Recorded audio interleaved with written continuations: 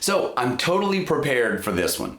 And I can already hear the snarky remarks from here. Capo, why don't you just learn your bar chords? Or the completely nonsensical, well, capos are just a crutch. Well, capos are simply a tool, just like picks, tuners, effects pedals, slides, and amps. Now, be honest, have you ever heard anyone say, oh, picks are just a crutch? But why is there so much hate for the capo?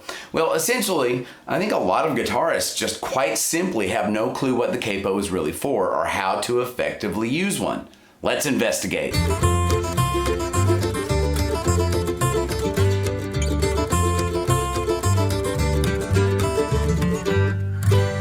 So you've heard me say it before, and I'll say it again. I never leave the house without a capo.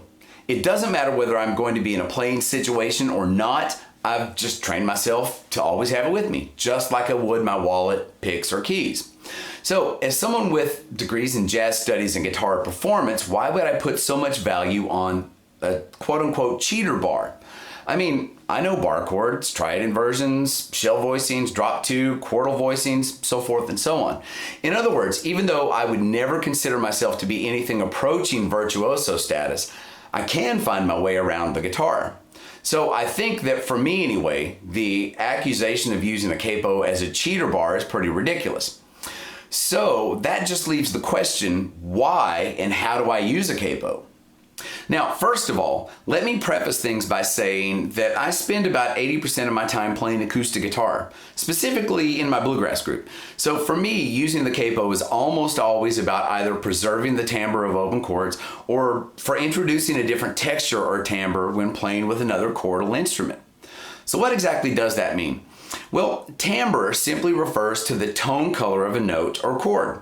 Open strings ring differently than stopped strings. Therefore, the timbre of an open chord versus a bar chord is radically different.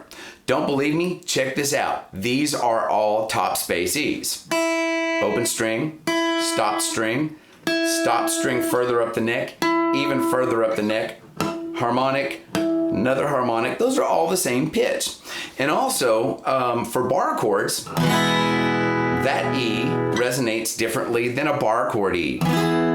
Or even if we take this bar chord E, that resonates better, but it's not quite like this. Remember, open strings equal resonance. And all the capo is doing is simply physically and mechanically retuning the open strings of your guitar so you can move into other keys, play familiar open chord shapes, and still maintain the resonance of the guitar. In other words, the capo is just simply an automatic transposition machine. Now, in my experience, I've noticed that probably 70% of my capo work happens in the physical key of G. Well, that's great because so many songs are actually physically played in that key, especially in the folk and bluegrass world. So why are so many songs written with open chords in the key of G? Well, it's the major key with the most native open chords, and the timbre or resonance of the open strings in the G, A minor, C, D, and E minor chords just plain sounds great. The guitar really has a chance to work and resonate, giving an optimum platform, especially for singers and songwriters to work with. Okay, that's great, but what does that have to do with the capo? Those are easy chords to play and no capo needed, right? But let's suppose you're hosting an open mic night, or maybe you've just started working with a singer who would rather do a G tune in the key of A flat.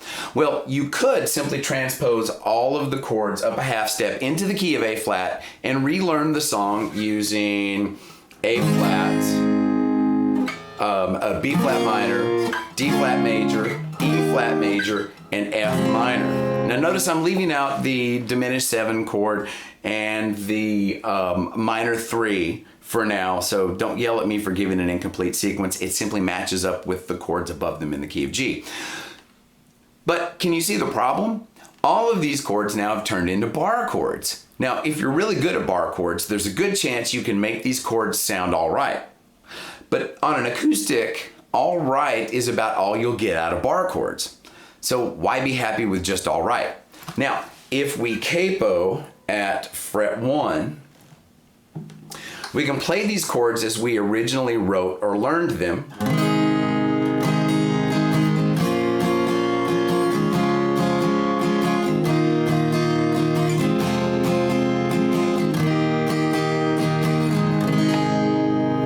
preserves the timbre and resonance of the open strings of the chords in the new key, which is, and everybody say it out loud with me, A flat. Now, is any of this to say that bar chords are bad and open chords are good? No, not at all. But keep in mind that in general, open chords have a tendency to resonate better on acoustics and bar chords have a tendency to sound better on electrics. So let that be a factor which may help you decide when to capo or not to capo. So ultimately what we see with this example is that my choice to capo was out of a concern to preserve the timbre of the open chords in the new key and not because I can't play those chords in a different way. So before we just charge straight into slapping the capo randomly all over the neck, it might be good for us to address the strategy which allows us to understand where to put the capo in order to achieve the desired result in the correct key. And that strategy comes to us courtesy of the chromatic scale. And if you don't already know it, now's the time to learn. So here are the 7 letter names we use to identify notes and chords. Notice anything weird? There are gaps between some note pairs, but not others. Why? Well, even though we only use 7 letter names, there are actually 12 notes, and those extra 5 notes live in these gaps. But wait, you might be thinking, there are no letters between A and B or between D and E, and you're right. So how do we reckon these gaps? Well, we use accidentals, sharps, and flats. Now, a sharp will raise a note by 1 fret, and a flat will lower a note by 1 fret. It also raises or lowers chords, by the way. So if we ascend through the alphabet, we can work out that the note between A and B is A sharp. The note between C and D would be C sharp. Between D and E would be D sharp. Between F and G would be F sharp. And between G and A would be a G sharp. Now, if we go backwards, we see that going down between A and G, that this becomes A flat, this becomes G flat, this becomes E flat, and this becomes D flat, and this becomes B flat. Now, here's the thing. These notes all have 2 names. In other words, these notes can live in 2 different keys. Now, write down this list of notes and keep it handy because we'll need it in just a second. So now, just how do we figure out the key of a kpod position? Well, we count up chromatically, always up by the way, from our original open key. For example, if we play in E, but we move it up 1 fret, what key are we in? Well, our chromatic list tells us that 1 fret higher than E is F. 2 frets higher, 1, 2, would be F sharp. 3 frets, 1, 2, 3 would be G, and 4 would be G sharp, so forth and so on. And it works the same for any open chord key that you would like to play in. So in other words, C would become D flat at 1, D at 2, E flat at 3, and E at 4. Make sense? So even though you're physically playing the chords in the key of either E or C, the resulting key is completely different. And by the way, this is exactly the same procedure we would use for figuring out where to locate bar chords. And the secret there is that think of your bar finger or your first finger as a temporary capo. Let that sink in.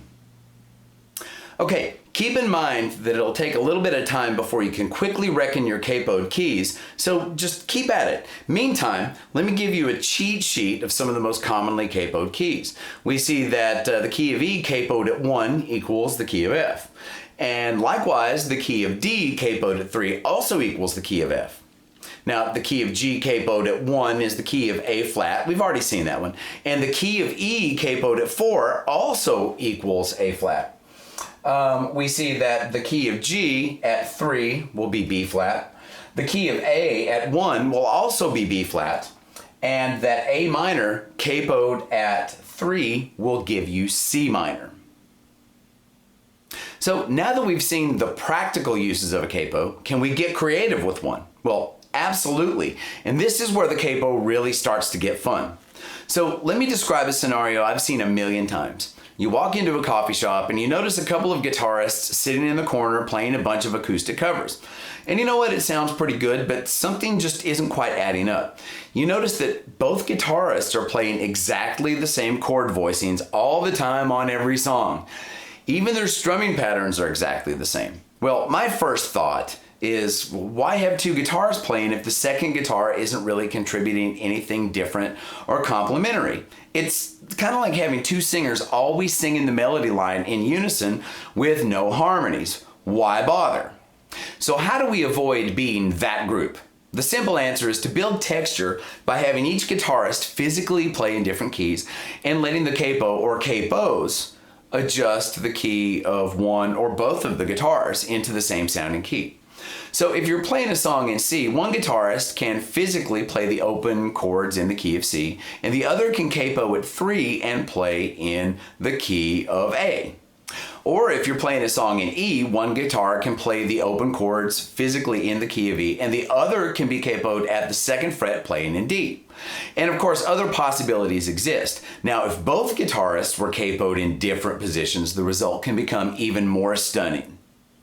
So one final comment on the capo. Once you find some capoed keys that you like to play in, try capoing everything but the high E string, or maybe everything but the high E and B, which is what I have right here, or maybe everything but the low E string, and you can get some different results, especially as it comes to clustered chords or suspended chords.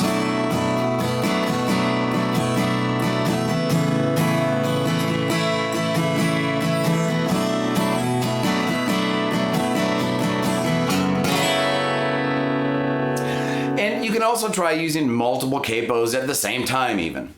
Just remember, experimenting with a capo can yield monstrously eye-opening results. Thanks for watching String 'em Up. My name is Dave Holland, and remember to like, share, and subscribe if you enjoy the content on the channel. Also, feel free to leave comments and suggestions for any topics you'd like to see in future episodes. Have fun, stay safe, and enjoy watching the leaves change. See you next time. Bye.